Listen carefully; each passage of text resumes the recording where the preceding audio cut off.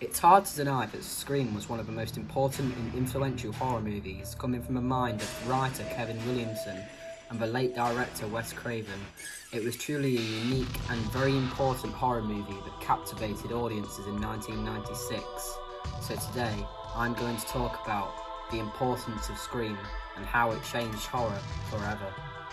Before the release of Wes Craven's teen horror hit Scream, the horror genre was in a severe poor state, with movies releasing with the same ideas, themes and tropes being constantly pushed out, which bored an audience.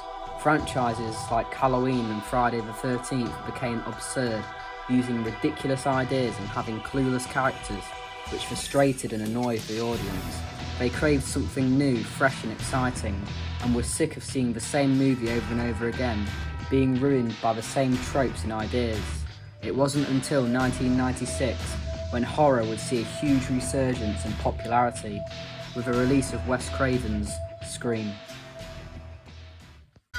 After writer Kevin Williamson wrote the project Scream, then titled Scary Movie, in 1996, he approached acclaimed horror director Wes Craven to help craft his unique yet familiar movie to life, which Craven was eager to direct after the failure of the Nightmare on Elm Street franchise, and the project would be brought to life in late 1996, titled Scream. Scream was a unique horror movie, as in it, the characters acknowledged previous movies in the horror genre and in general. However, these were not just passing references to other movies. This actually helped the plot progress, as the characters would use their knowledge of horror narratives in movies to work out what the killer would do next, and who may be behind the Ghostface mask.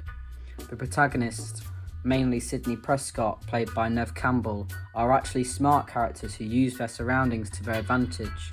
When they encounter the killer, audiences had become annoyed of how the protagonist would always make stupid decisions throughout the movie, which would ultimately lead to them getting almost killed or killed by the killer of the film. If anything, this role is slightly reversed in Scream, as the killer is clearly shown to be making mistakes by slipping over in a somewhat goofy fashion, which also adds to the tone of the movie, as Scream could be described more as a teen drama comedy with a horror theme than a straight-up horror flick. Speaking of the killer, the Ghostface character is a very unique horror villain. The character, or should I say characters, use scare tactics and knowledge from other movies that the audience will know to make their victims afraid. Yes? I told you not to hang up on me. What do you want? To talk. Well, dial someone else, okay?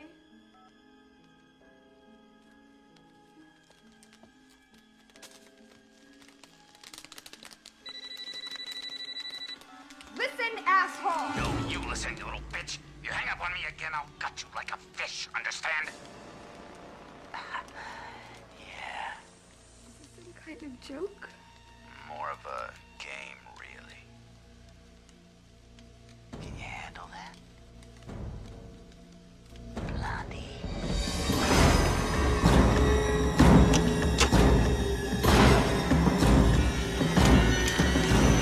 The motive of the characters, who are later revealed to be Billy Loomis and Stu Macher, is to make their own movie and become infamous, which was a very unique idea at the time. Also, the fact that the characters are just regular people and not some immortal, unstoppable force is a refreshing take that hadn't been seen for a while. Having the killers die at the end of a movie was a good decision, as it means that later in the franchise, the killer is someone different, and the audience never truly knows who's behind the white mask and black robe.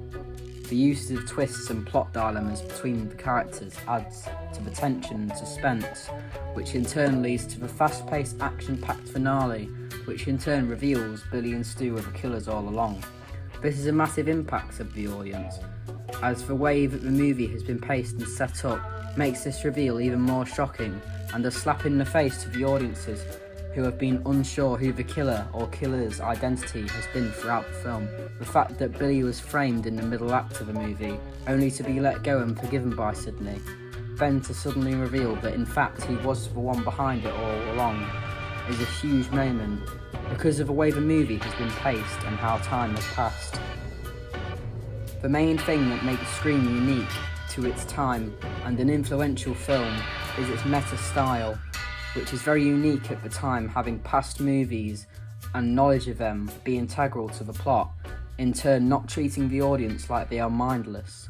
Wes Craven had actually tried to make a meta-style movie back in 1994 with Wes Craven's New Nightmare, where the actors of the Nightmare on Elm Street franchise were antagonised by a real-life Freddy Krueger. However, this was unsuccessful, so he later went on to do Scream with Williamson. Scream opened to huge numbers in 1996, making over $6 million on opening weekend, and over $170 million in total at the global box office, a huge feat as it had only been on a budget of $15 million and was the first horror movie in a long time to make this amount of money and have as much critical acclaim as it did.